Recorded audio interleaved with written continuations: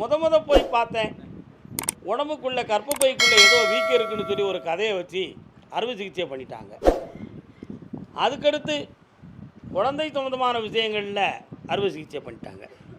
அதுக்கடுத்து ஏதோ வயிற்றில் பாதிப்பு இருக்குன்னு சொல்லி ஒரு அறுவை சிகிச்சைக்கு தயாராகி அது வேறு மாதிரி விளைவாக இருக்கும்னு விதவிதமான டெஸ்ட்டெல்லாம் எடுத்து, ஆனால் டெஸ்ட்டில் ஒன்றுமில்லைன்னு ரிப்போர்ட் வந்துருச்சு. கால் வந்துட்டு அவளுடைய உயிருக்கோ ஆயுளுக்கோ எந்த ஆபத்தும் வராது. புரியுதாப்பா? 67 வயது வரை இனிமேல் உடம்புல நோய் வராமல் காப்பாற்றி தந்துடுறேன். அவளுடைய பிள்ளைகளும் எதிர்காலத்தில் படித்து ஒரு பிள்ளை ஆசிரியை பணிக்கு போகும். என்ன பணிக்கு போகும்? ஆசிரியர் பணிக்கு போகும். இப்போ உங்களுடைய சொத்துக்கள் சம்மந்தமாக ஒரு சில மனக்குழப்பம் உங்களுக்கெல்லாம் இருந்துக்கிட்டு இருக்கு. அது கடன்களால் கைவிட்டு போயிருமோங்கிற ஒரு சில கவலையும் வேதனையும் உங்களுக்கு இருக்குதான். உண்மையா? இதுக்கடையில் அடுத்தவங்கள்ட்ட கையெழுத்து போட்டுக்கு வாங்கின அக்ரிமெண்ட் சம்மந்தமான மன வருத்தமும் அடிக்கடி மண்டையை வந்து குடையுது. இதெல்லாம் மாற்றி உங்களை வாழ வச்சு தந்தால் போதுமில்ல செல்லவங்களே.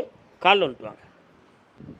ஒரு நாள் 5:50க்கு பழனி மாமலைக்கு சென்று மாலையில் 5 மணிக்கெல்லாம் போயிருங்க.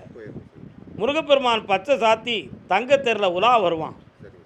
அப்பொழுது அந்த உலாவுக்கு முன்னால் 2 பேரும் சாஸ்தாங்கமாக விழுந்து கும்பிட்டுட்டு வெற்றிவேல் முருகனுக்கு அரோகரா என்று 6 முறை சொல்லி ஆனந்தமாக கும்பிட்டு அங்கே கொடுக்கக்கூடிய விபூதியை கொண்டு என்னையை வந்து பாருங்கள். உங்களுடைய கடன்களெல்லாம் தீர்த்து உங்களை ஆனந்தமாக்கி வெற்றியாக்கி தாரேன். வேறு என்னப்பா வேணும்? பக்கத்தில் வா, அந்த விபூதியை என்னை கொண்டு வருவேன். அடுத்த மாதம் இது வந்து என்ன மாதம்? தை மாசி மாதம் கொண்டு வா. வேலை வந்து இந்த 2025க்குள்ளே வேலை கிடச்சிடும். வெற்றியாக்கி தரேன். நீ புண்ணியம் அடைவாய். வா மகளே, வயிறார சாப்பிட்டு போங்க. அரைகுறையாக மட்டும் போயிடாதீங்க. போங்க.